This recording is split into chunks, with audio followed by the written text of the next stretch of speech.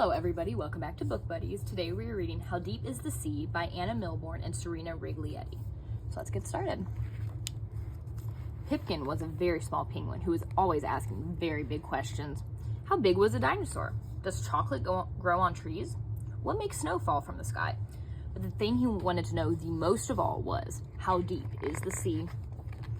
Penguins are really good swimmers, said his mama. Why don't you go and have a look? Pipkin took a very deep breath and dived into the sea. He swam down a little way into the sparkling blue and found a seal catching silverfish. Excuse me, said Pipkin, how deep is the sea? Deep enough to hold more fish than I could ever eat, said the seal. Would you like to stay for lunch? Sorry, I can't stop right now, said Pipkin. I'm off to find the bottom of the sea. He swam down a little further into the deepening blue and found the biggest creature he'd ever seen, singing a rumbly song. Excuse me, said Pipkin, how deep is the sea?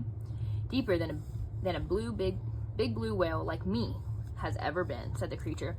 Would you like to stay and sing to my blue whale friends across the sea? Sorry, I can't stop now, said Pipkin. I'm off to find the bottom of the sea. Pipkin swam down a little further into the darkening blue and found a salty sea dog in a yellow submarine. Excuse me, said Pipkin. How deep is the sea? Deep enough to need a submarine to reach the very bottom, said the salty sea dog. I'm going there now. Would you like to join me? Yes, please, said Pipkin. The submarine took them down, and down, and down, to where the sea turned night black and there was no one else around.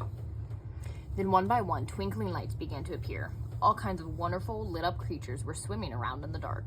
Excuse me, said Pipkin, how deep is the sea? Deep enough to have whole mountains at the bottom, said one of the twinkling creatures. Look.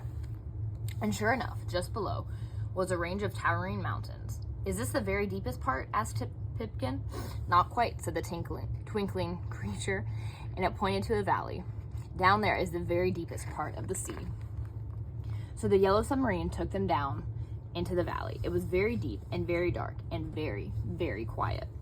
Flump went the submarine as it landed on the bottom. I wonder whether anything lives all the way down here, whispered Pipkin.